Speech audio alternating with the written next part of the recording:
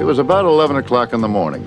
I was wearing my dark blue suit with powder blue shirt, tie, and display handkerchief, black brogues, black wool socks with dark blue clocks on them.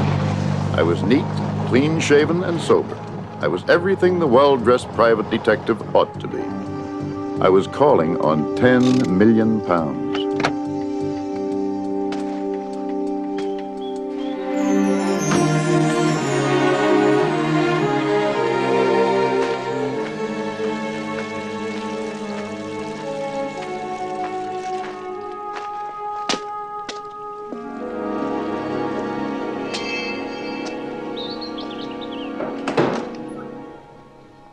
I'm Philip Marlowe. General Sternwood's expecting me. You come in, please, sir. Thank you. If you'd wait here, sir, I'd let the General know you're here.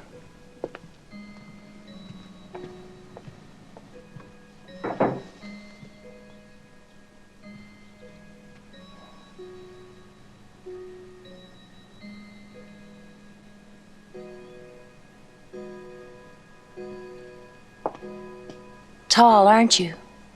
I don't mean to be. Handsome, too. What's your name? Riley. Doghouse Riley. What do you do? I'm a detective. American? Yeah. I came over here during the war and couldn't find my way home. You making fun of me? Now, why would I do that? You are tall. Oh. I like you. Hey, wait a minute. The General will see you now, Mr. Marlowe.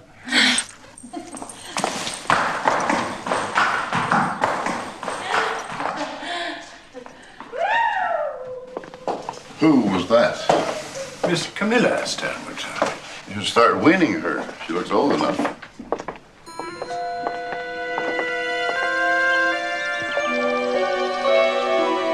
This way, sir.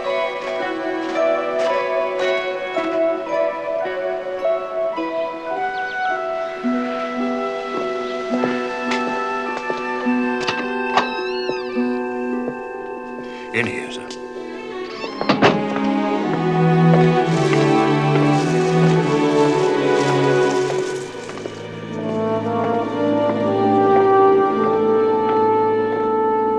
This is Mr. Marlowe, General. Sir? You're looking at a rather dull survival of a gaudy life. A cripple, both legs paralyzed, and just half his lower belly. Brandy? Thank you. I used to drink this with champagne. So you know Inspector Carson? Our paths cross now and then? No, he recommended you. He said you had that American quality of insubordination. What do you know of me? Well, you're very rich. Your wife died several years ago and you moved to England. You have 2 daughters, very pretty, but a trifle wild. The older one married an Irishman called Rusty Regan. I'm very fond of Rusty. Norris was a breath of life to me while he lasted. What happened to him? Went away. Went away a month ago. Without even saying goodbye to me. It hurt a little. I'll be hearing from him one of these days. Meanwhile, I'm being blackmailed again. 2 or 3 months before Rusty came, a year ago, I paid £5,000 to a man by the name of Joe Brody to leave my younger daughter, Camilla, alone. I met her in the hall. Yes, I'm afraid my girls have all the usual vices. She tried to sit on my lap.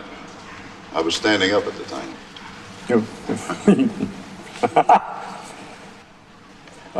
What about the note? On demand, I promised to pay Arthur Gwynn Geiger £1,000. Signed, Camilla Sternwood. I'd pay. Why? Well, it's a little money against a lot of annoyance. I have pride, sir. This bookseller, Geiger, he says this is a gambling bet. Well, I pay this, how many more will turn up? Well, in that case, I'll come down on him. You'll think a bridge fell on him. I'm sure you will. Well, what are your charges, Mr. Marlowe? 50 pounds per day plus expenses, when I'm lucky. Well, that seems reasonable for removing morbid growths from people's backs. Matters in your hands. And don't ask my daughter Camilla about it. She'll just suck her thumb and look coy. And now, Mr. Marlowe, I must excuse myself.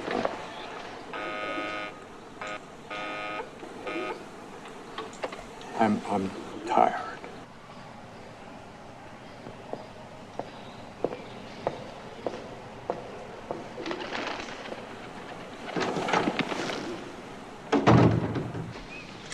The General has instructed me to give you a check for whatever you require, sir. Instructed you how? By the way, he rang his bell, sir. You write his checks? I have that privilege, sir. That privilege should keep you from a pauper's grave. No money just yet, thanks. There is one other thing, sir. Mrs. Regan wants to see you. The General's older daughter? Yes, sir. How did she know I was here? She must have seen us go into the greenhouse, sir. She lives up there. So, you're a genuine private detective. I didn't know they really existed.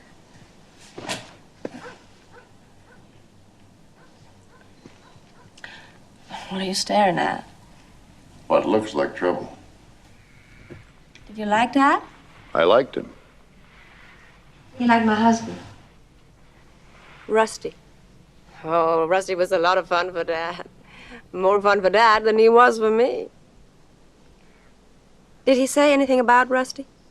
He said something. He wants to find him? Well, yes and no. I don't see what there is to be cagey about. I don't like your manners. No, I grieve over them myself in the long, lonely winter evenings. What is it you're afraid of, Mrs. Regan? Then he didn't want to see you about Rusty? Why don't you ask him? Forget it. Please, Mr. Marlowe.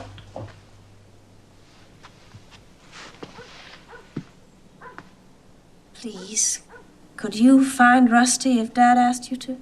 When did he go? Oh, about a month ago. They found his car in a hotel garage somewhere. They? He didn't tell you that. That is not what your father wanted to see me about. Is that what you've been trying to get me to tell you?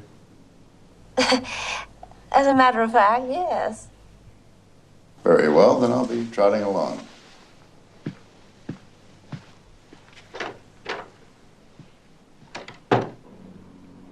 She had lovely legs, I will say that for her. I did a little superficial research, even though the job her father had given me was a lawyer's job. If Mr. Arthur Gwynne Geiger, rare books and first editions, turned out to be a blackmailer, it was still a lawyer's job. Unless there was a lot more to it than met the eye. At a casual glance, I thought I might have a lot of fun finding out.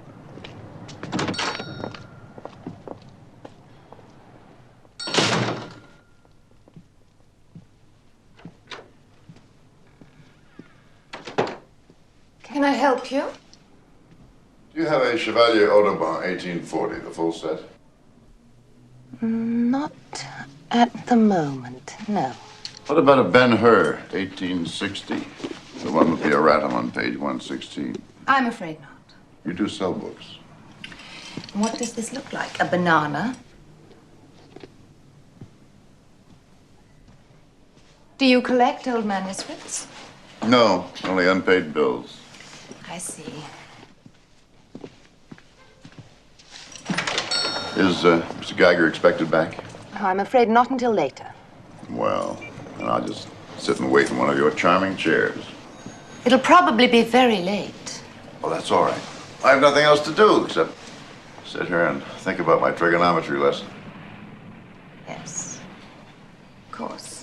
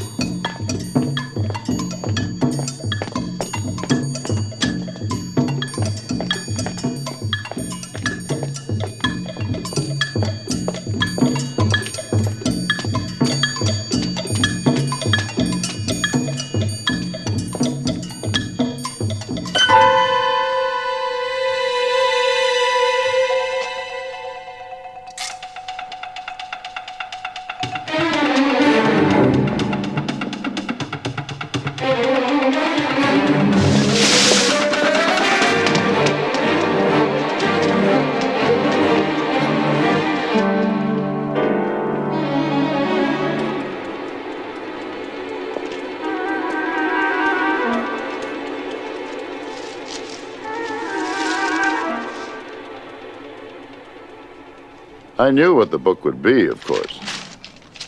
Handsomely printed, indescribably filthy. A book to rent from a library of elaborate smut. On my way back to the shop, I'd asked about Mr. Arthur Gwynne Geiger, the librarian. I'd learned that he was about 50, tall, with a glass eye. He drove a beige Alvis car.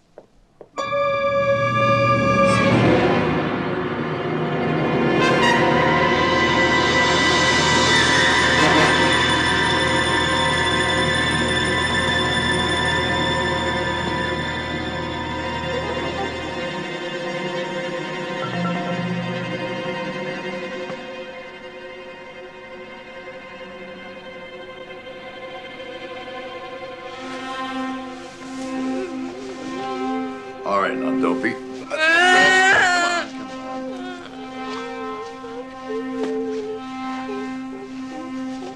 That's the girl.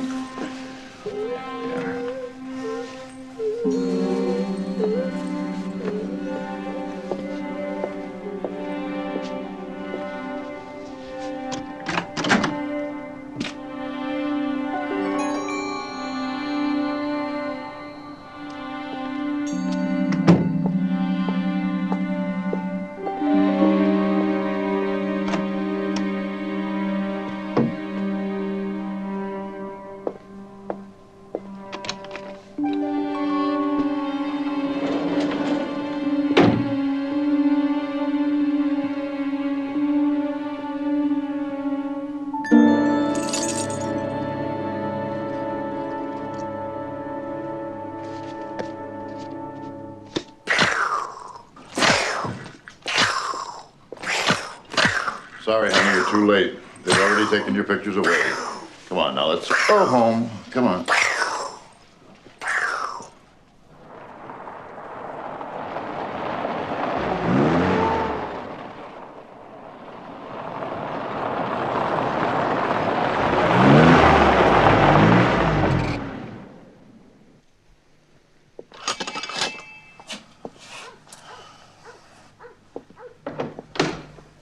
Oh, good evening, sir.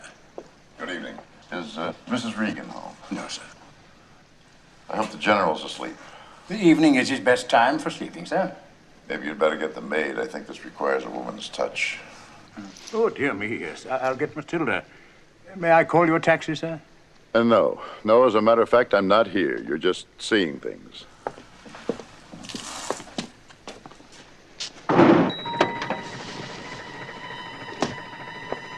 Thank you. Thank you.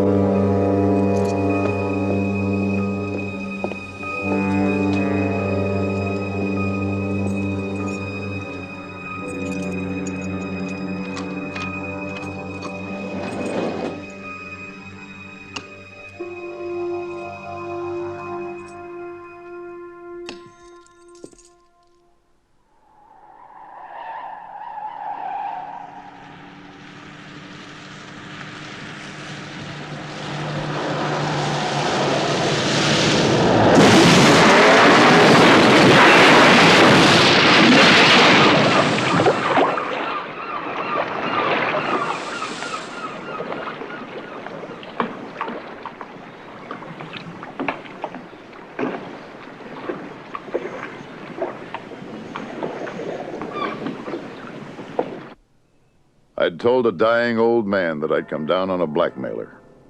But someone else had done it for me with a gun. I was left with the book from Geiger's bedroom. It seemed to be a lot of names and addresses, all in code. Probably his customers, and probably people like Camilla Sternwood, who he was blackmailing. Yeah. Morning, Marlowe. It's Carson.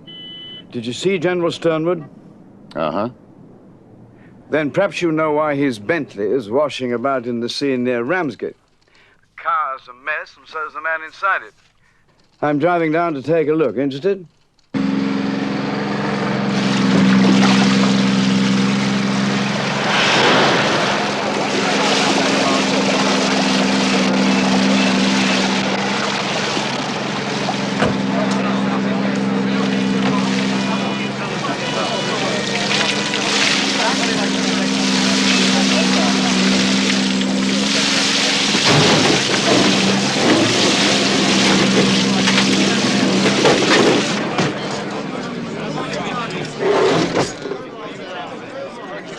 What's the story? It went through down there. It must have hit pretty hard. It was high tide at 1 last night, and no one around here saw anything.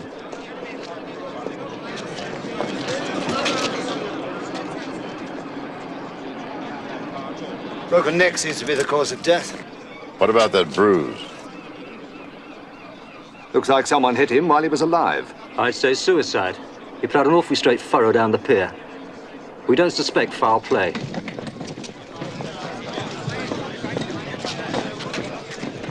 You know the man, Marlowe? The Sternwood chauffeur. I saw him polishing the car yesterday. Did your job for the General have anything to do with him? Not at all. I don't even know his name. Owen Taylor. Yes, that's his name. About 2 years ago, the General called me. Taylor had run off with that crazy daughter, the young one.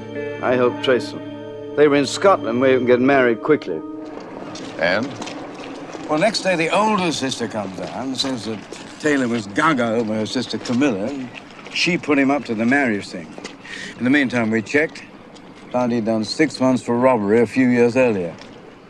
Screwy family. I guess now you gotta go against them, huh? I'll have to ask them some questions. Well, Try to leave the old man out of it if you can. Huh? Why? He's got enough trouble. And besides, he's sick. You mean he pines for his dear lost friend, Rusty Regan? Look, I know nothing about Rusty Regan. Regan hasn't harmed anybody that I know of. I'm not looking for Regan.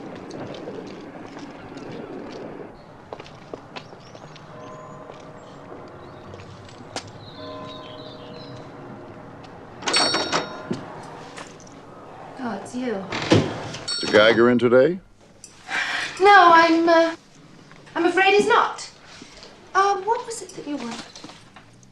I was just kidding about those first editions I asked for. I have to be very careful.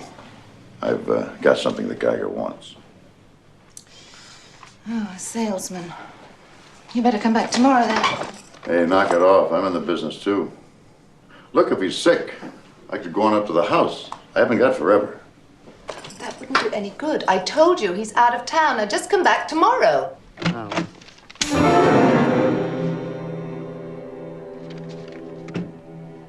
Okay. Tomorrow, then. I'd like to give you a card, but you know how it is. Yes, I know how it is.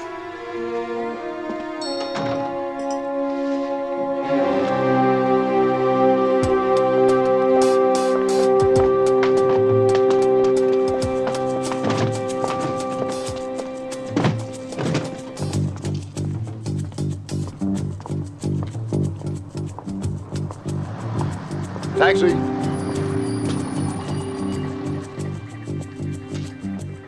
Can you follow that van? It ain't moving. Well, just suppose it does. Sure. Okay, let's go.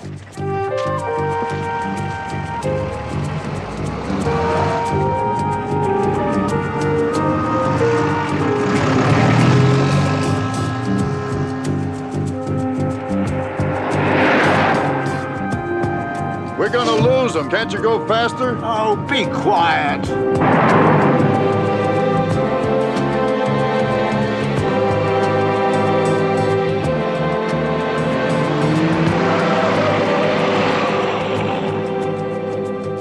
We lost them.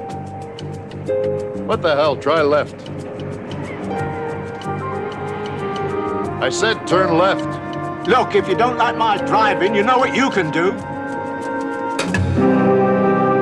Stop. Stop here.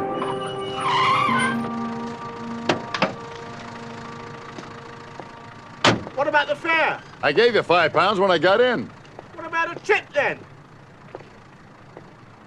Bloody colonial. The name on the bell read J. Brody.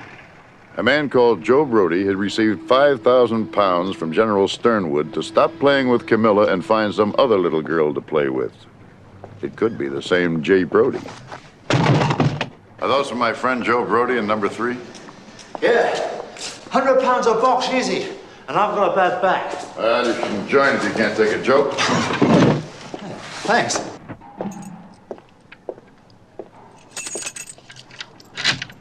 Well, you do get up. Well, doesn't everyone? Eventually. I'm sorry about yesterday. Perhaps I was a little rude. We were both rude.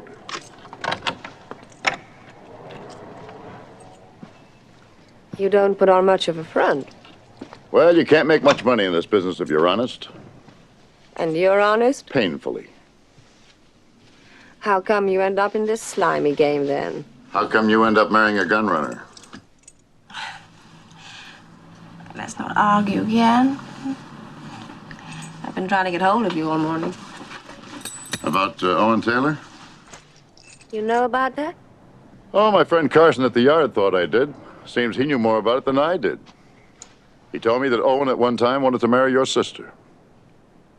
It wouldn't have been too awful if he had. After all, he was in love with her. We don't find too much of that in our circle. Is that what Dad wanted to see you about? Camilla? He still hasn't asked me to discuss it. You'd better look at those anyway.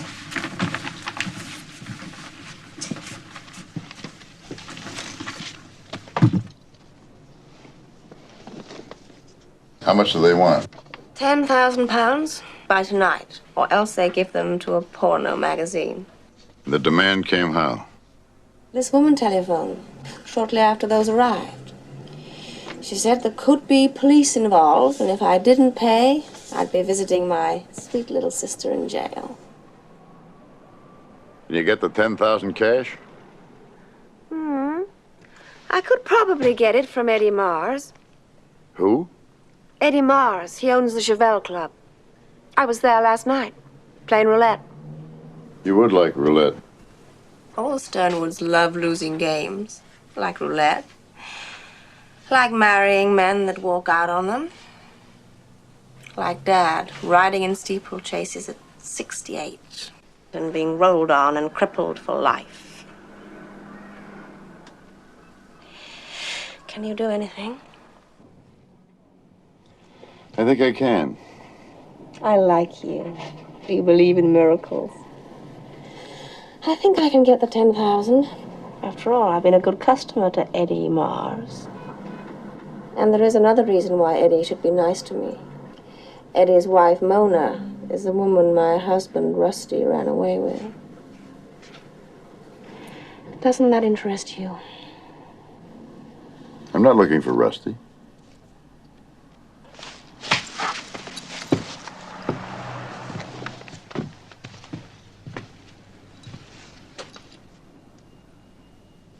She has a great little body, doesn't she?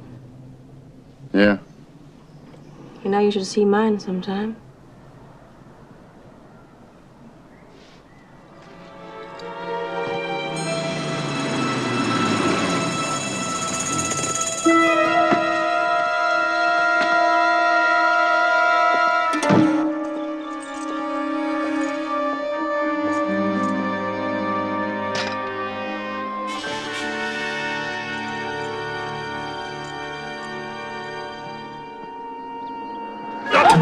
Hold it.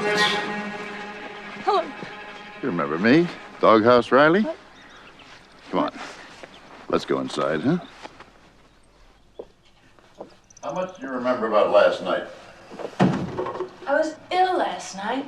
I was at home. The hell you were. Before I took you home, you were right there on that chair on that orange scarf. You remember, all right. What do you want? I want to know who killed Geiger. Did Joe Brody do it? Joe Brody? Him? Oh, come on. Let's not be clever, for God's sake. This is the time for a little old-fashioned simplicity. Did Joe Brody kill him? Kill who? Oh, Christ. Yes, Joe did it. Why?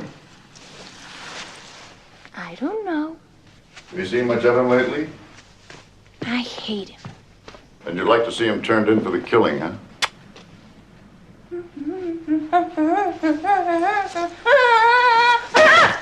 You're not Riley, you're Phil Marlowe, a private detective, and my sister told me. Then you do remember.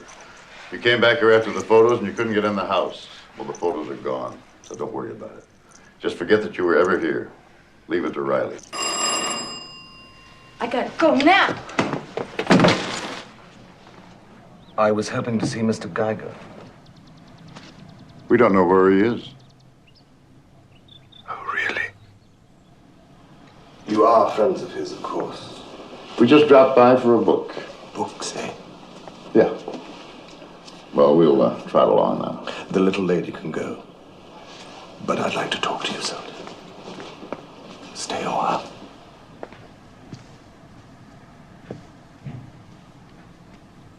Blood. Quite a lot of blood. Is that so? I'll call the police. Yeah, you do that. Who the hell are you? Philip Marlowe. I'm a private investigator. From America? Way back. How come you had a key? I own this house. Well. You're Eddie Mars, aren't you? I knew you owned the Chevelle Club, but I didn't know you went in for pornography. I'm after Geiger for personal reasons. I'm not part of his rackets. Maybe you killed him to muscle in. Geiger didn't turn up at the store today. I hear somebody moved his stock out. I like to know what my tenants are doing. Funny, my landlord never bothers. Marlowe.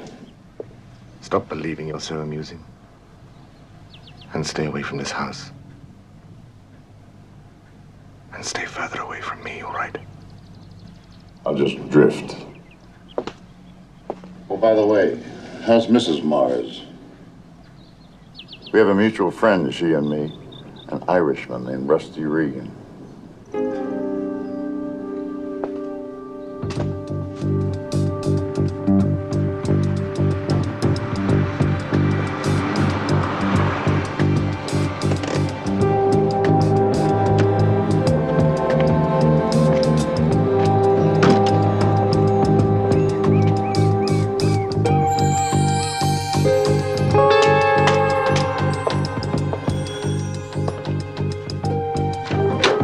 You Joe Brody?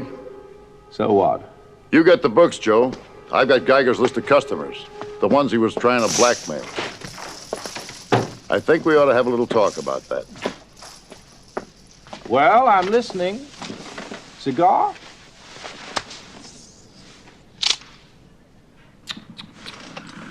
So many guns lately, so few brains. Why did you come here? Why don't you ask your friend with the pointed shoes to come in? She must be tired of holding her breath. Come in, Agnes. I knew he was trouble. This sucker list I have, Geiger's list, is in code. Must be about 500 names on it. Those are Geiger's regular customers. I reckon it to be about £500,000 a year profit. That's worth killing a man for. He's crazy. Shut up, Agnes. I do think the blackmail's a mistake, though, Joe. If I were you, I'd just stick to the dirty books. You're a very funny fella. Who exactly has this lovely racket? You do now. No, I didn't kill Geiger. Well, I know someone who'll say you did. Oh, that little whore. She would. Great. I thought it was you who grabbed those nude photos of her. How about a little cash?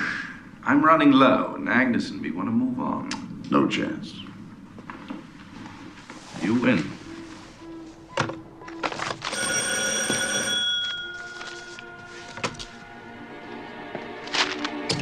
Keep him covered. If he gets jumpy, use your own judgment.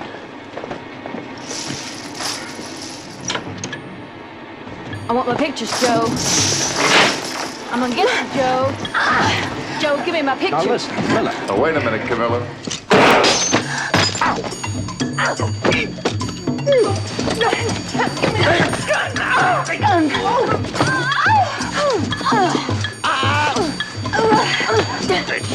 Christ, don't let her kill me!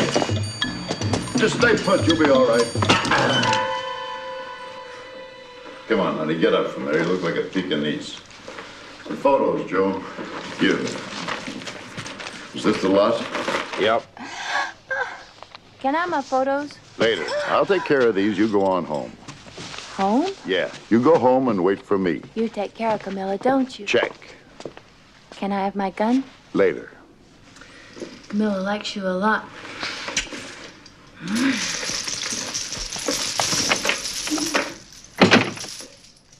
Why did you blackmail Mrs. Regan instead of the old man? I tapped the old man a few months ago. He paid me off to leave that idiotic daughter. Mind you, I'd have left her anyway. I reckoned her eldest sister could raise a few thousand. Business been bad then? I'm a bookmaker. The punters have had all the luck lately. Where'd you get these? Someone gave them to me. A half-smart girl. That's all I ever meet. You've got your photos. You obviously aren't going to police. Nobody has anything on me. Except for a couple of murders. Now, what does that mean? Where were you at 10:30 last night? I thought maybe I could persuade Geiger that he needed a partner. I wondered if he had any protection. But only women seemed to go to his house. Last night, it was Camilla Stonewood. So I drive round the back with his brown Bentley parked. I know the Bentley belongs to the Stonewoods from my memorable days as Camilla's friend, so I waited. Tell me more. I waited about 10 minutes, then I walked down to the house. I saw someone going in through the kitchen door.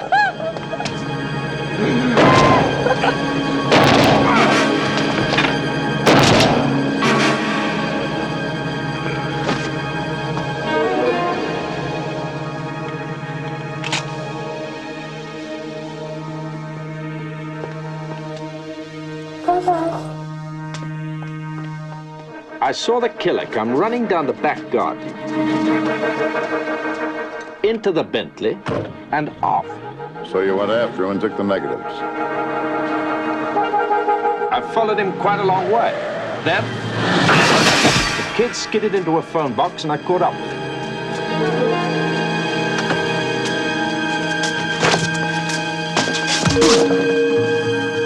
I developed the photos, and when Geiger didn't turn up at his shop, didn't answer the telephone at his house, I reckoned he'd been killed. So, with Agnes's help, I borrowed his stock. Not her again. Well, if it is, she doesn't have her gun. That should comfort you. Not much. Is that you, Brody? Yeah, wait a minute.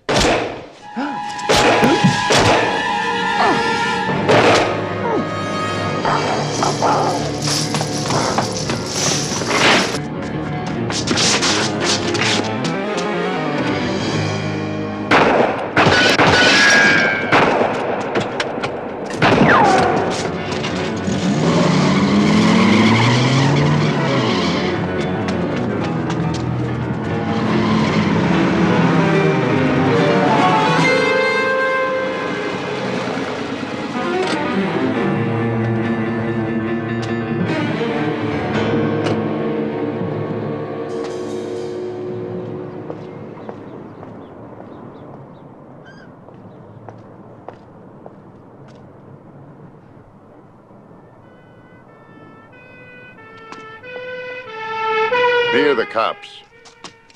Who are you? A friend of Geiger's. Oh, leave me alone, you bastard. This is a small pistol, kid. Would you like a small hole right through the middle of your gullet? Now look. Now we're going to walk slowly down to my car. You're going to get in it and drive me to Uncle Geiger's house. What's your name? Carl Lundgren. Well, you shot the wrong man, kid. Joe Brody didn't kill your boyfriend. All right, you've got a key. Let's go. Who says I have a key? Your friend Geiger gave you a key.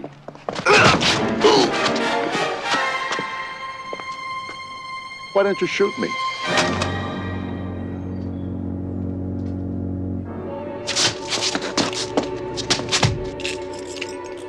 Seems to be 3 people who have a key to this house. You, me, and Eddie Mars.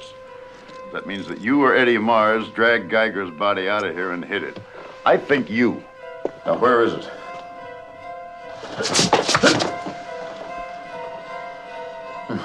You are so helpful.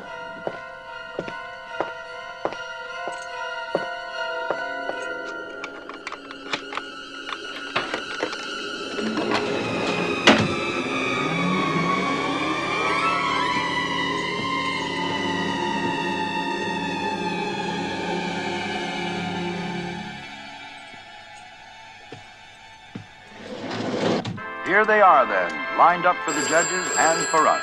68 of the world's most beautiful girls for the Miss World contest. Favorite with the bookies is Miss Guatemala, whose her hobbies is croquet and reading. Guatemala? I said I've been very busy these past several hours. I think it's time we all had a little get-together.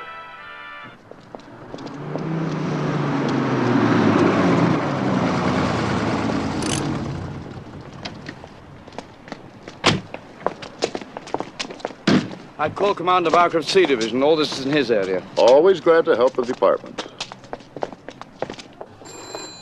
Oh, Jim. Hello, Stephen. How are you? I was at a reunion dinner. What's all this about? Mr. Marlowe here. He's a private detective. Caught this man, Carl Lundgren, who shot a man called Brody dead in Randall Way a couple of hours ago. You caught him? All by myself. Willis, what have you got on the Randall Way killing? Corpse called Joe Brody with 3 bullets in it. A brunette, Agnes Lozelle. She was in the apartment when Brody was shot. Claimed she didn't see the killer. Is that all? It only happened an hour ago. Mr. Marlowe here. Just delivered the man he says murdered Brody. Here's his gun. Tell your story, Marlowe. You heard about the car that was fished out of the sea this morning with the corpse in it? No. The dead guy was chauffeured to a rich family named Sternwood. Last night, and shot and killed a guy named Geiger in this area. I couldn't bear to hear all this twice, Marlowe. You may as well make a statement of it at the same time. I told my story. I left out two things, not knowing why at the time. I left out Camilla's visit to Brody's apartment and Eddie Mars's visit to Geiger's house in the afternoon. I told the rest of it just as it happened.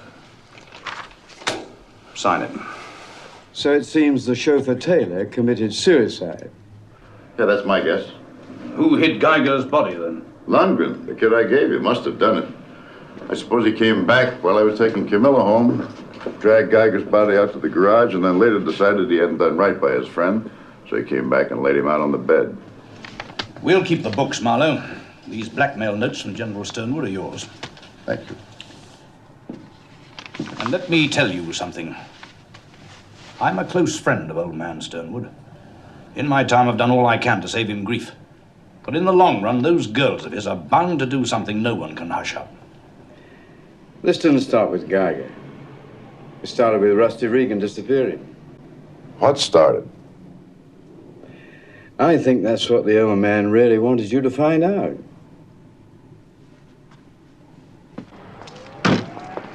It was close to 11 when I got back to my apartment.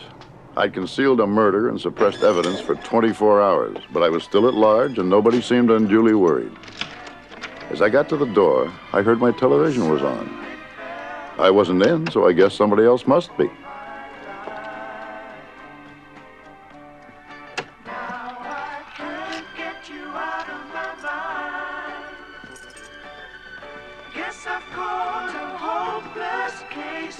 My, we are tough tonight. And how we do keep our friends waiting, don't we? I smell a policeman. I'm too tired to talk. I'm too tired to eat. I'm too tired to think. Oh, don't worry, there's no damage. You see, we didn't feel that it was necessary. And besides that, the lobby was becoming so fearfully boring. It's fascinating on the way out. Why don't you try it? May I tell you something, Soldier? I'm nice to be nice to. But I'm not nice not to be nice to. If you listen real hard, you'll hear my teeth chatter. There were police at Geiger. Did you keep me out of it? Why should I? Did you? Yeah, I kept you out of it. I don't know why. I guess it was just complicated enough without you. Thank you, Soldier. Who killed Geiger? The chauffeur. I hear you're looking for Rusty Regan. A lot of people seem to think I am, but I'm not. Well, just in case you are, I might have an idea for you. Why don't you pop round and see me at the club anytime? Maybe. You see, Marlowe, I have a funny feeling that it would be very amusing to meet you again.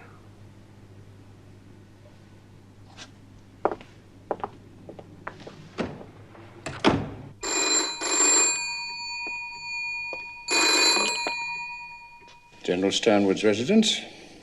This is Marlowe. Remember me? Mr. Marlowe, of course. Is Mrs. Regan in? I believe so, sir. Shall I just go and see? No, just give her a message, will you? Tell her that I have the pictures, all of them, and that everything is all right. You got that? Oh, yes. You have the pictures. And everything is all right. May I say thank you, sir? Of course. Carson asked me to help you, Mr. Marlowe. That's as much as I can. There are 17,000 or so people reported missing at this moment. And, you know, we don't find many of them. If murder's suspected or something like that, there's a big search otherwise. Here's the file on Rusty Regan. Look at it, take notes. Mustn't leave my office. The general took a great fancy to him. You know, he's crippled and lonely, and Regan used to sit around and keep him company. Do you know Eddie Mars, who owns the Cheval Club? I know of him, yes. Some say Regan went off with his wife, Mona. Well, if this is a picture of wife Mona, I don't blame him. You think Regan was killed? He sold arms to the Irish, took risks. But normally, if they're murdered, we find them. If the general's so interested, he should offer a reward for Regan. The government doesn't give us the kind of money it takes. Do you think Eddie Mars killed them both? I think the same as you think, Inspector. That he ran off with a woman who meant a lot more to him than a rich wife that he couldn't get along with. You met Mrs. Regan? Well, she'd make a jazzy weekend, but she'd be a bit wearing for a steady diet. My wife wouldn't even make a jazzy weekend. I never married.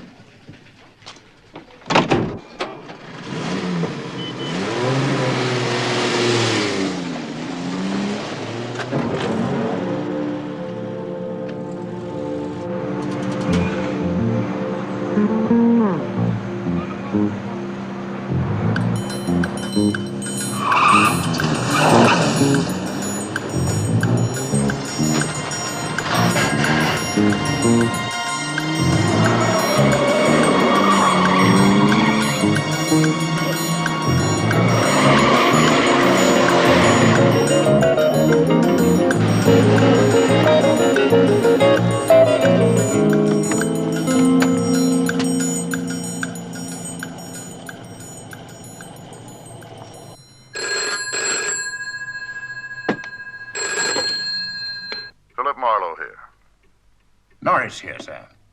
General Sternwood is not feeling well, but I read the papers to him, and he assumes that your investigations are now complete.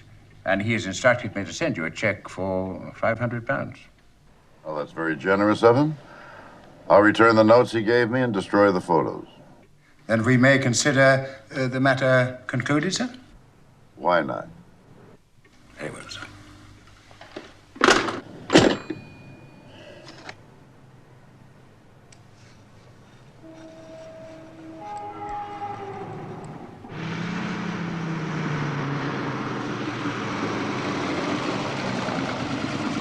Good evening, sir. Good evening. Benny, the gentleman's car.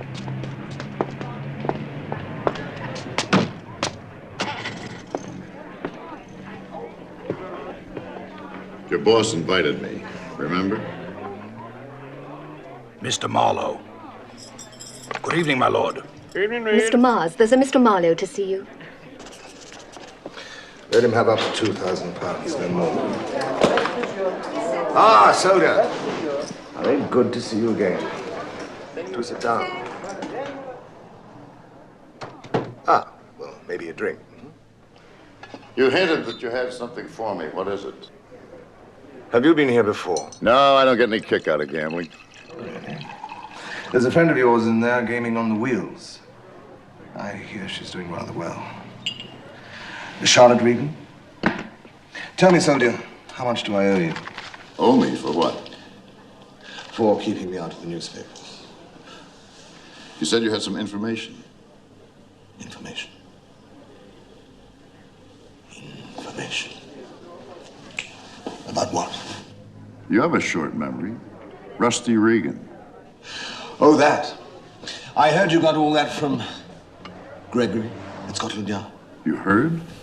Yes, well, we are good friends, he and I. Look, Soda, you've been good to me. I'm used to paying people who are good to me. I didn't come here to make a touch. I get paid for what I do. Not very much by your standards, but I make out. You didn't knock Regan off yourself, did you? No. Did you think I had? I wouldn't put it past you. I thought you weren't looking for Rusty Regan. I know someone who would like to know where he is. General Sternwood. Geiger was trying to blackmail the general. The general didn't say so, but I figured he was scared that Rusty Regan might be behind it. Yeah, well, Geiger worked that on everybody. He'd get some notes that weren't legal and try it on. If it didn't work, he'd just drop it. Well, he certainly dropped it this time. Dropped it and fell on it. Look, Marlowe, you're looking for Geiger. Geiger's dead, isn't he? You're finished. That's right. Finished and paid off. I think I'll take a walk around the club. The door over there leads out behind the tables. Thanks, but I'll go in the same way the suckers enter. We are still friends, aren't we, Soda? Sure we are. Then maybe one day I'll be able to do you a real favor.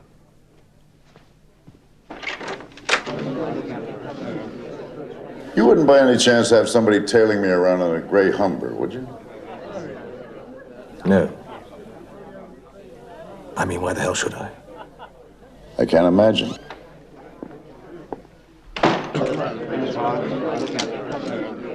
Place your bets, please.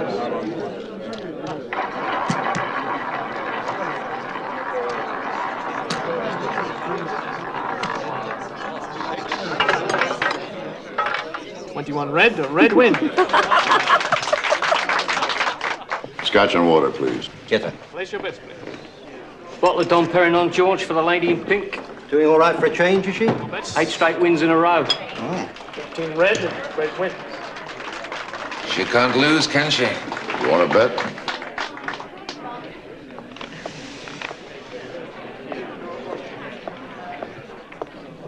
You rake it up fast enough, if somebody starts winning, you get nervous. I'm afraid the rules are a maximum of £5,000 on the even bets. So if you take off about 6,000. Well, just spin the wheel. I'm sorry, madam, I just work for the house. Just spin it. Is anything the matter, Mrs. Regan? If you finish playing, perhaps our chauffeur can drive you home. One more play, Eddie. Everything I have on red. You're already over the limit.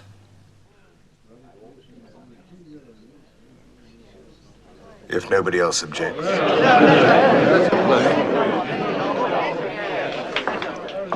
£11,000.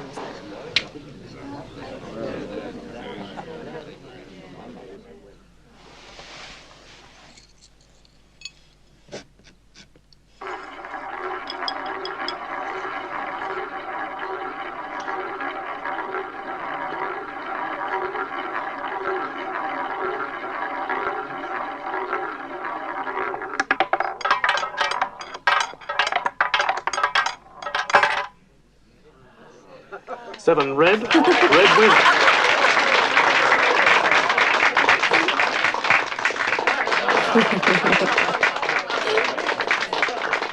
Can you get me full of 5,000? I think I've got the system.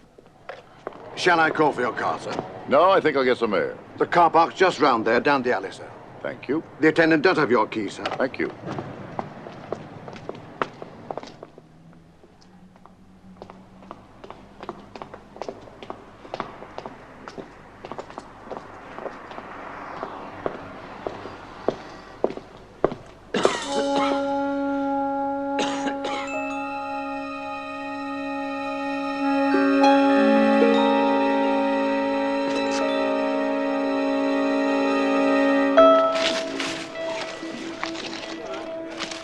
Quitting while you're ahead?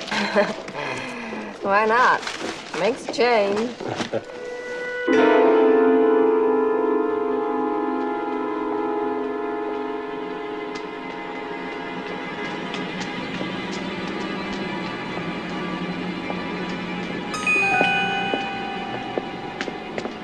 It's a gun, lady. Yell and it's all over. Hello, Lanny. I told you, never do that. You're covered. Marlowe. Good guess. Now set the bag down between your feet, slow and easy.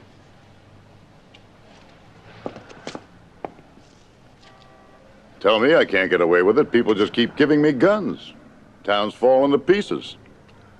On your way, Lanny. No hard feelings, huh, Lanny? You keep it quiet, I'll keep it quiet. Okay? Nice work, Marlowe. Are you my bodyguard now? Yeah, looks like it. What are you doing here? Well, Eddie Mars wanted to see me. What about? He thought that I was looking for a man who people say had run away with his wife. Were you? No, I was not. Then what did you come for? To find out why he thought that I was looking for a man who people say had run away with his wife. And did you find out? I did not.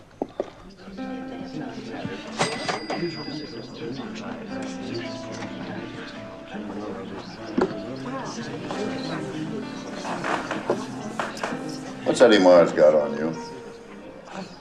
He just doesn't like me winning, that's all. Suppose he's the one who sent that Lugan after you? Lugan? The guy with the gun. Are you a Lugan? A Lugan is on the wrong side of the fence. Is there a wrong side? What's Eddie Mars got on you? You mean a hole of some sort? Yeah, Wittier, Marlowe. I don't pretend to be witty. How's the general? Not good. Do not want him to die hating us.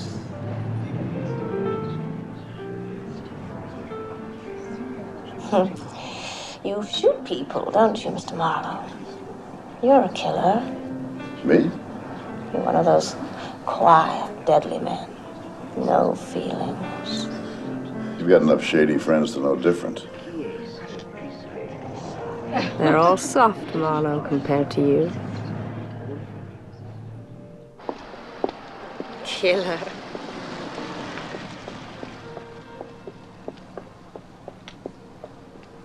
Where do you live?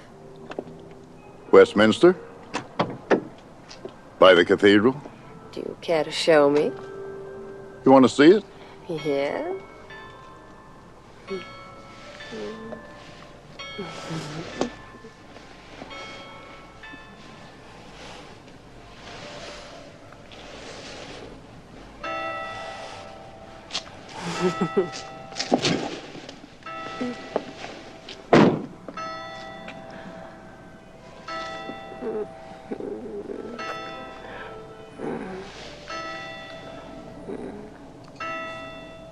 What's Eddie Mars got on you?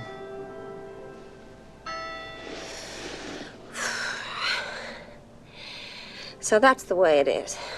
That's the way it is. You bastard.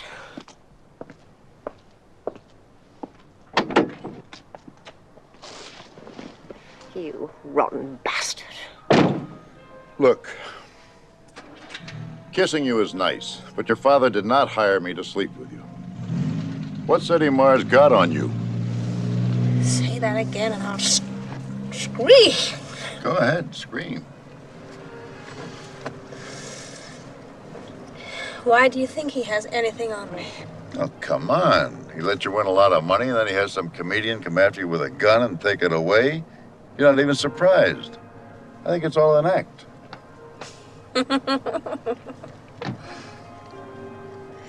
You know something?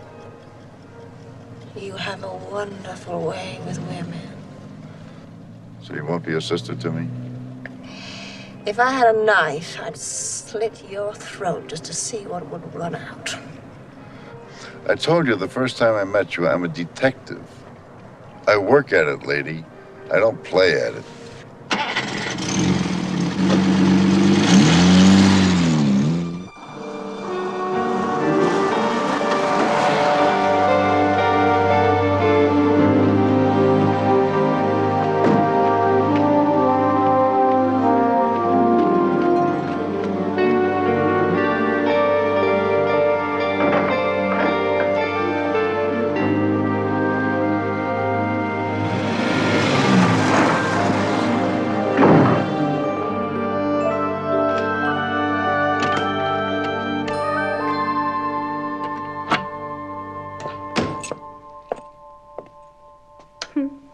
Hi. I'm all undressed. You know, I had almost worked that out. In another second, I'd have said, I bet you're all undressed. You're cute. It's nice, but I've already seen it all, remember? The porter let me in. I showed him your card, the one you gave to our butler. I told him that you wanted me to meet you here. Well, now that we know how you got in, suppose you tell me how you're going to get out. Not going. I like it here. We have to keep on being friends. It's a matter of professional pride. I'm working for your father, and he sort of trusts me not to pull any stunts. I'm going in the kitchen and make a drink. You want one? Yes, please. If you're all dressed when I get back, you get the drink, okay?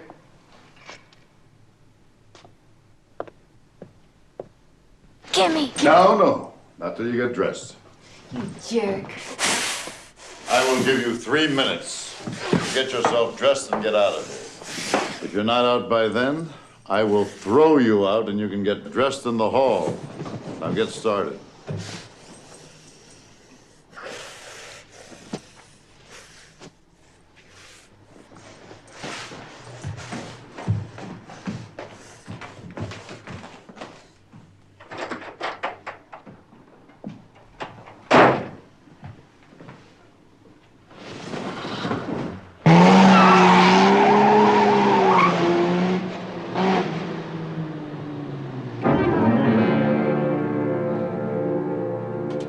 The next morning, the gray Humber was outside my apartment.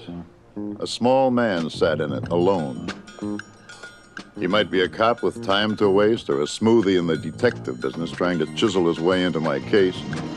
Or maybe he was the Bishop of Bermuda, disapproving of my nightlife. In my office, an envelope contained a brief formal note and a check for 500 pounds, signed for General Sternwood by Vincent Norris. That made it a nice day. I was wondering whether to get the car put right, buy a suit, take a holiday off, or pay off some of my creditors when the man from the gray car showed up. Come in. Maybe you know me. Sure. You've been following me around for the past couple of days, like a fella trying to pick up a girl, lacking just that last inch of nerve. Yeah. Look, I am Harry Jones. And you knew a guy called Joe Brody. How do you know that? Well, you're too short to be a cop. You don't belong to Eddie Mars, because I asked him last night. I can't think of anybody except Joe Brody's friends would have that much interest in me. Yeah, well, Agnes sent me. You've met Agnes. The only bookseller I know with enough sex appeal to stampede a businessman's lunch.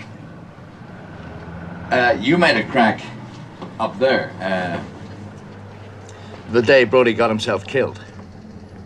You said Brody must know something special about the Sternwoods, or he would never risk blackmailing them with that photo. What did he know? Well, I'm selling that.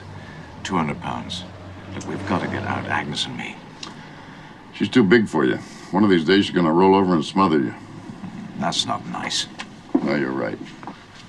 What have you got for the money? Will you pay it? If it does what? Helps you to find Rusty Regan. I'm not looking for Rusty Regan. Oh, yeah? Go ahead. Oh, I knew Rusty. I mean, not that we were that close, but well enough to say, what's going on then, Rusty, eh? And he'd answer, or not, according to how he felt. They were all there that night. Eddie Mars with Charlotte Sternwood, and the reason for them being there, Mona Grant. She was a singer. Mars was mad about her, and so was Rusty. Charlotte Sternwood, well, she just hung around the joints like she couldn't sleep nights. Won't somebody dance with me?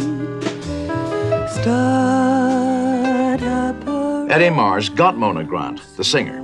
They married, and Rusty got sore and married Charlotte Sternwood.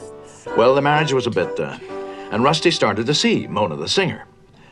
And then, they both vanish. Together, people said. Most of that's on the record, Harry. That's not worth 200 pounds. Yeah, but then, a new fella enters the scene. Lash Canino. Who? Lash Canino, the brown man. I was in this pub seat collecting bets for Joe Brody. And suddenly, there he is, the brown man. Brown suit, brown shirt, brown car, brown girl he had too. And a foot. Well, he'd been shot, hadn't he? Left leg all in plaster. Now this guy, Canino, is tough like some guys think they're tough. He'd bump a guy off between drinks. Eddie Mars calls him in when he has something special. At the office, I tell Joe I seen Canino. He puts that together with Rusty and Mona disappearing. Well, Joe collected 5,000 from the Sternwood family once before. Now, he reckons he can get a line on the Lovebirds and collect twice, from Eddie Mars and the General. So he tails Canino. He follows them to the park. And there's Charlotte Sternwood sitting waving banknotes about as if she's going to feed them to the pigeons. But it's Canino who picks them up. Now, Joe figures that Canino knows something about Regan and is trying a little squeeze on the side for himself. I still don't see 200 pounds in it. If Charlotte Sternwood thought that anything had happened to Regan, Mars is just the type of person she'd go to. Yeah, but what if Eddie's wife, Mona the singer, never really ran away with Regan at all? What if she's been kept now, just outside London, in a hideaway? So the law think that she and Regan went off safely together, when all the time she's being held on her own, out there. That's an address I'll pay for. Yeah, well, Agnes found her. She'll tell you where. You tell me. I've already met Agnes. No, I promised her. I mean, she'll tell you when she's holding the cash. You know Burlington House? Yeah. Small, sick businesses go there to die. Well, Brody's office is on the ground floor. 8 o'clock? Right. Bring the cash.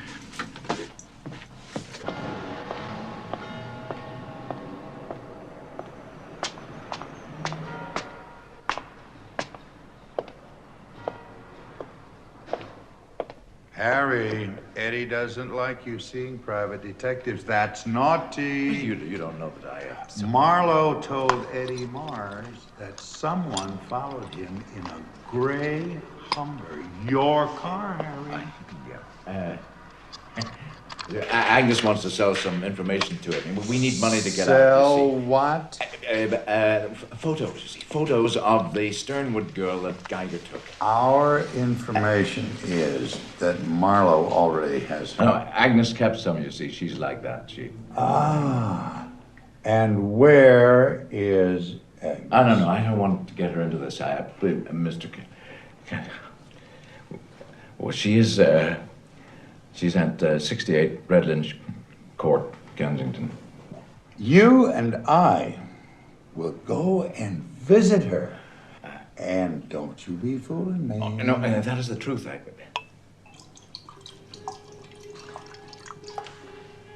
Here's to the truth. Ha! To Agnes and the truth, Harry.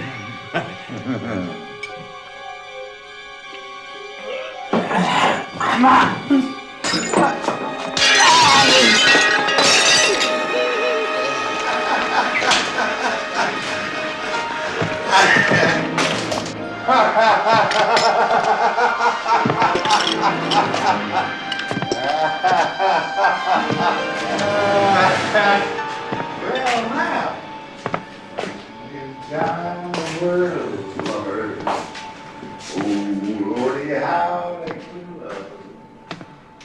For to be true to each other.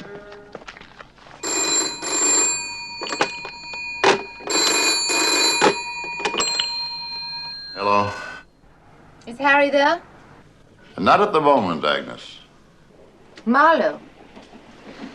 Where is he? Look, I've got the 200 pounds. If you'll give me the address, I'll bring it to you. Do you know the Italian gardens in Hyde Park?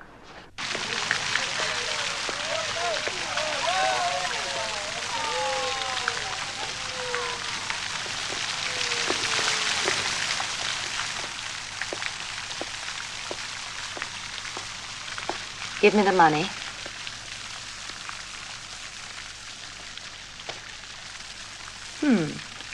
This should get me away.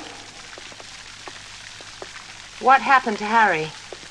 Canino got wise to him. Now forget about Harry. What about my information? Joe was tailing Canino whenever he could. He saw something in it. Yeah, Harry already told me that. About 2 weeks ago, he followed him up the A1 to a turnoff near Climpton. Then he lost him. It became a thing with him. Saturday and Sunday, he dragged me around the area, hoping to pick up Canino in that brown car. A couple of weekends ago, we saw them. We passed them by a pesticide plant, and the girl driving was Eddie Marr's wife, Mona. She was wearing a blonde wig. Canino, the watchdog, was taking her out for air. Joe tailed them from in front, and just beyond a place called Hunt's Garage, the car swung off left up a track. Joe sneaked up there that evening and took a look. There was a radio going, and Canino's car was outside. Nothing else happened, so I came back. And that's it, huh? Wish me luck. I got a raw deal. Like hell you did.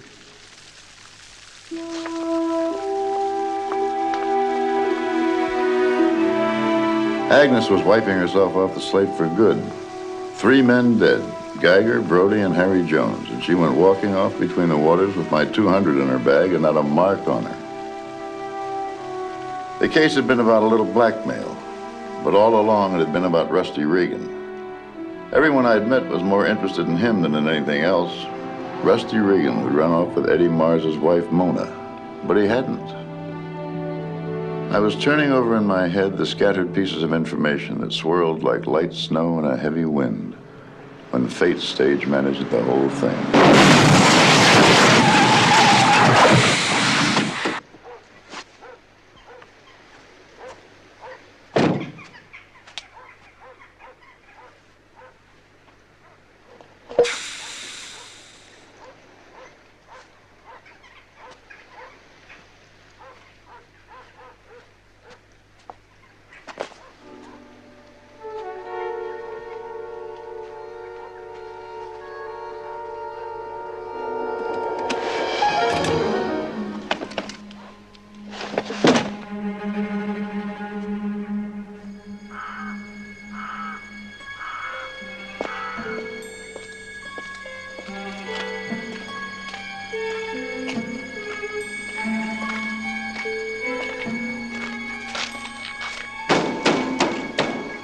We're closed. Open up, Lou. Come in. 3 men beat and robbed a couple up the road last week. So we lock up tonight. Well, I've got 2 flat tires and only 1 spare back there. I need help. Clifton's 2 miles up the road. Try there. The road's full of tacks. Somebody ought to sweep them up. Lou, you do operate a garage. Now give the man a hand. I thought they sent those tacks off the road. I skidded on the curb. Lou, take 2 jacks. Right. Where are you headed for? London. Well, he'll be a while. Drink?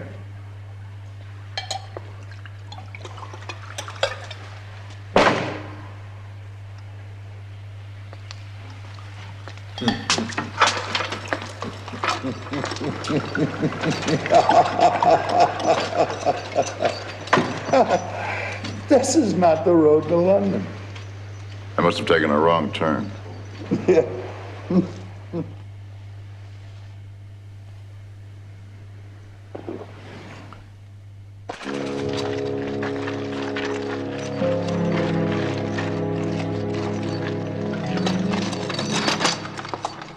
Decent old car you got there. You'll get money for that today.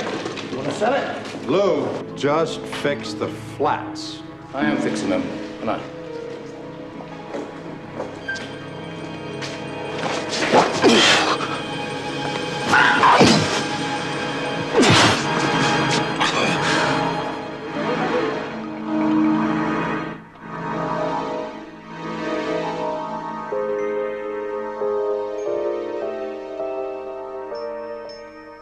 You slept well, Mr. Marlowe.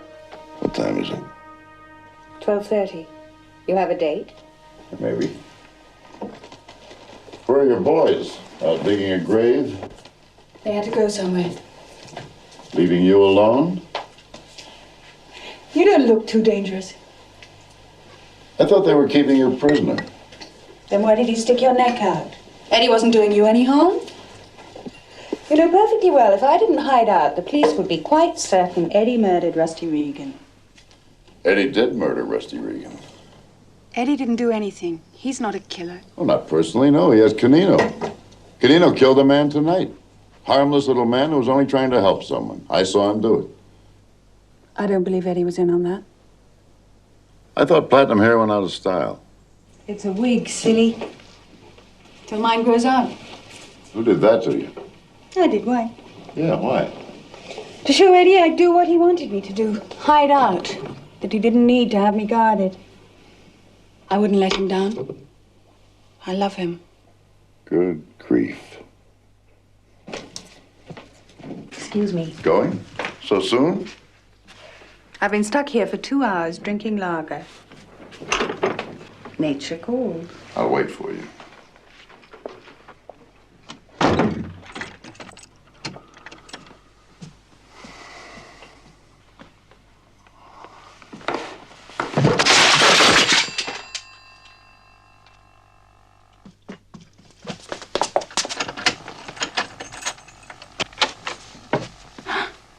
I got lonely. I needed to talk to someone. In about 10 minutes, I'd say, this place is going to look like a police convention. It'll be a lot better for you if I'm not tied to this chair. Lady, you need me. You're involved in a murder, maybe 2. But I didn't know anything about those. It's not the way I'll tell it. I can't do anything about the handcuffs. Canino's got the key to those.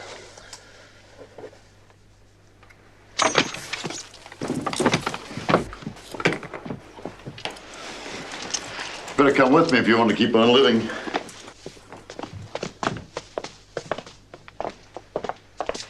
I'm not afraid of Canino. I'm still the boss's wife. Eddie and I didn't do anything. Eddie's a handful of mush. Canino could take him with a teaspoon.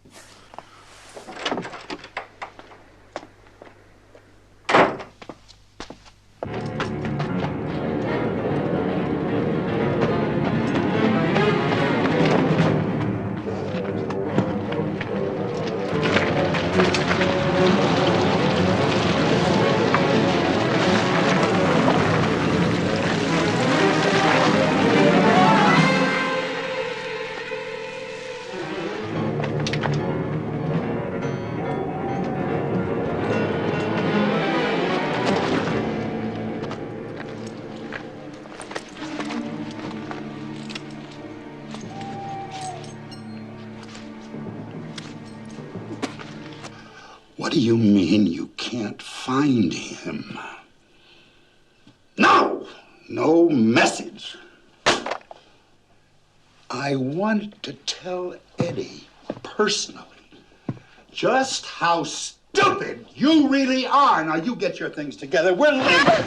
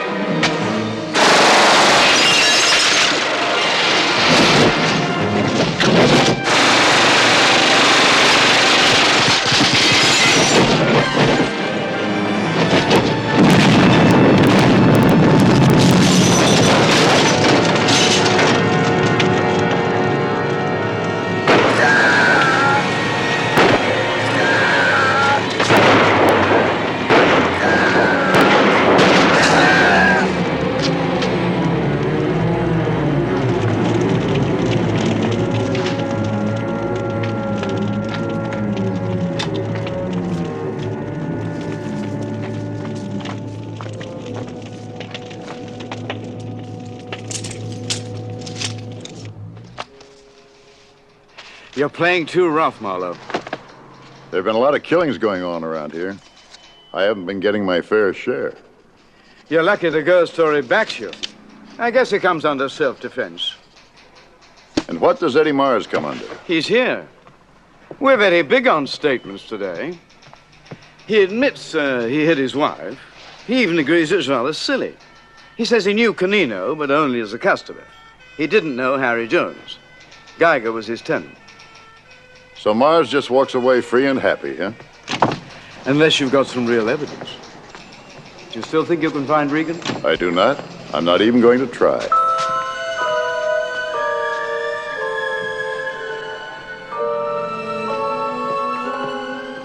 In real life, the good guy never gets the girl. Yeah, that's the way it is.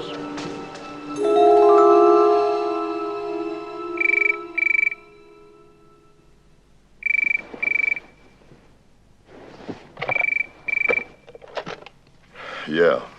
Mr. Marlowe? The General would like to see you, if it's convenient, sir. Well, it's 2 o'clock now. I can be there in an hour. Thank you.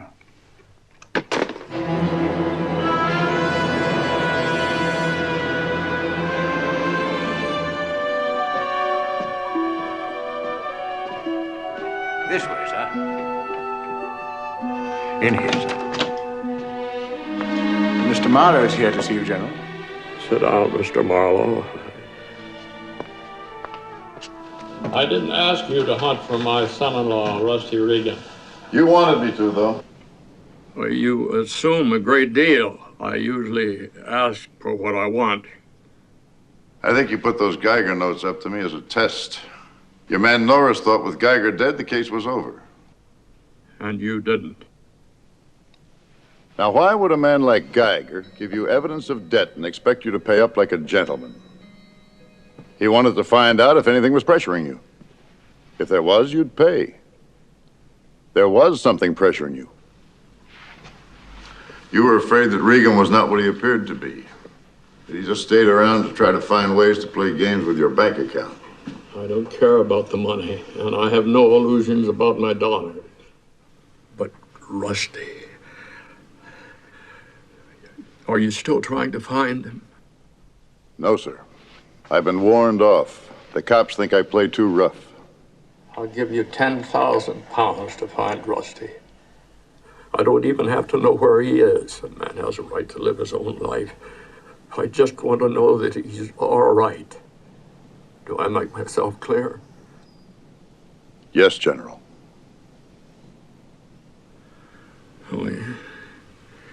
He spent hours with me, sweating like a pig, telling me about the Irish Revolution.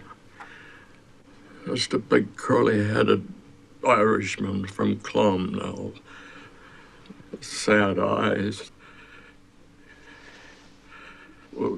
smile so wide.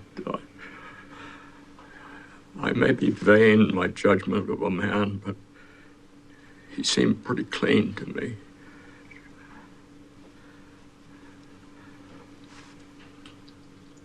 Find him for me, Marlowe.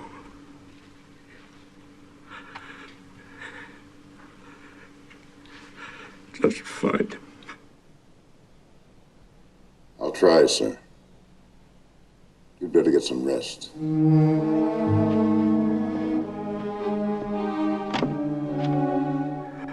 I guess I'm just a sentimental old goat. No soldier at all. He was used up. He looked more like a dead man than most dead men look. But at last he'd asked for what he'd wanted all along. Rusty Regan. Regan who hadn't gone off with Mona the singer. I felt the answer was very close. Maybe right here in the General's backyard. Bored? You're not angry with me? I must say, for people with money, you and your sister don't seem to have much fun. Here, I brought your artillery back to you. I've cleaned it and loaded it up for you. Take my advice. Don't shoot any people with it until you learn how to be a better shot. Teach me. Huh? Teach me to shoot. I like that. Here? It's against the law. I know where. Down by the old ruins. Teach me? All right.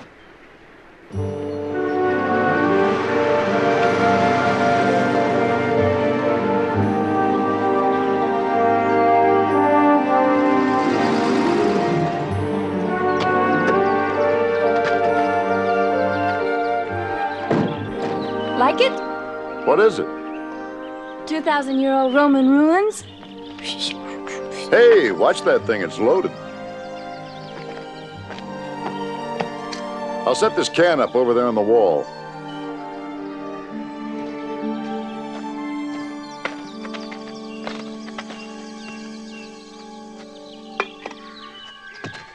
Now don't start shooting till I'm back beside you, okay? Okay.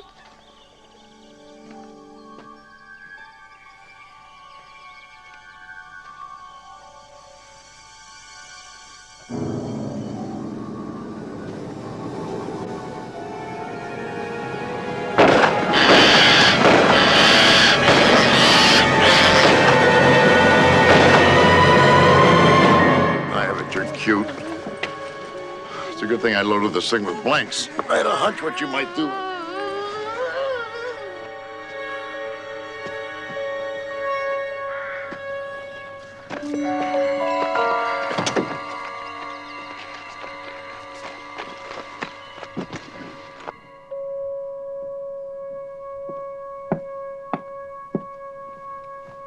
You don't care about any of us, do you, Marlowe? You killed a man last night, and now you have to come here and frighten my sister into a fit. Well? How is she? Well, she's all right, I suppose. She's fast asleep. What did you do to her? Absolutely nothing. I came back to the house after seeing your father. I gave her back something I had which belonged to her. She wanted me to teach her to shoot. She wanted me to see an old ruined castle. She wanted to kill me. She fired all 6 shots straight at me. Sweet little thing, isn't she? Hard to prove. Prove what? That she fired at you. You're alone, the two of you. You can't prove a thing. I was thinking of another day when there were real bullets in that gun. I was thinking of the day that Rusty Regan disappeared. I came home the other night and found her naked in my bed. I threw her out. I guess Regan must have done the same thing at some time. You can't do that to Camilla.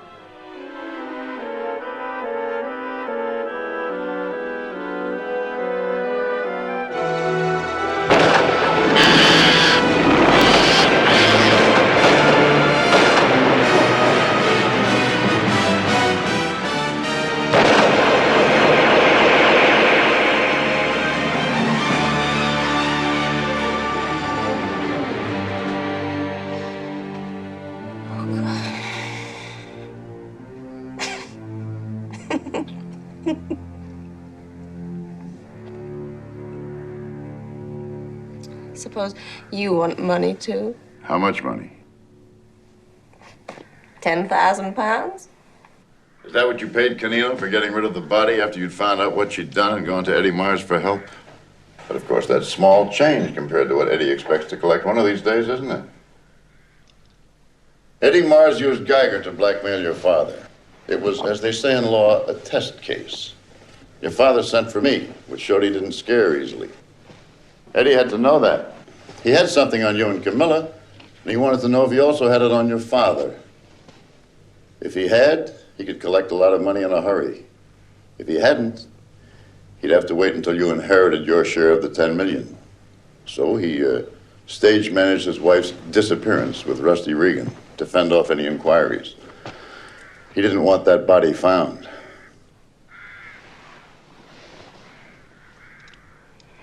It's in the lake by the ruin. If my father finds out about all this, he'll... It's not his dying, you understand.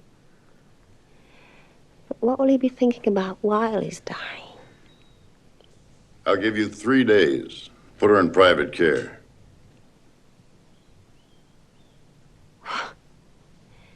You don't want money? Oh, sure. All I itch for is money. I'm so greedy that for 50 pounds a day, plus expenses on the days I work, I risk my future, the hatred of the cops and Eddie Mars and his pals. I dodge bullets and put up with saps and say thank you very much. If you have any further trouble, please call me. I'll just put my card here on the table. I do all that for a few pounds, and maybe just a bit to protect what little pride a sick and broken old man has in his family, so that he can believe that his blood is not poison, that his little girls, though they may be a trifle wild, are not perverts and killers.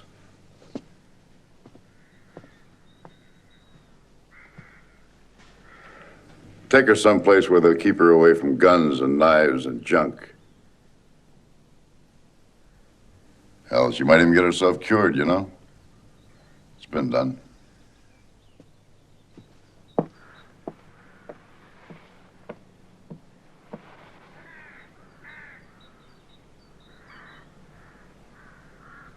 What did it matter where you lay once you were dead? In a stagnant lake or in a marble tower on top of a hill? You were dead. You were sleeping the big sleep. You were not bothered by things like that. Oil and water were the same as wind and air to you. You just slept the big sleep, not caring about the nastiness of how you died or where you fell. Me, I was part of the nastiness now. Far more a part of it than Rusty Regan was. But the old man didn't have to be. He could lie quiet in his canopied bed with his bloodless hands folded on the sheet, waiting. His heart was a brief, uncertain murmur. His thoughts were as gray as ashes. And in a little while, he too like Rusty Regan, would be sleeping the big sleep.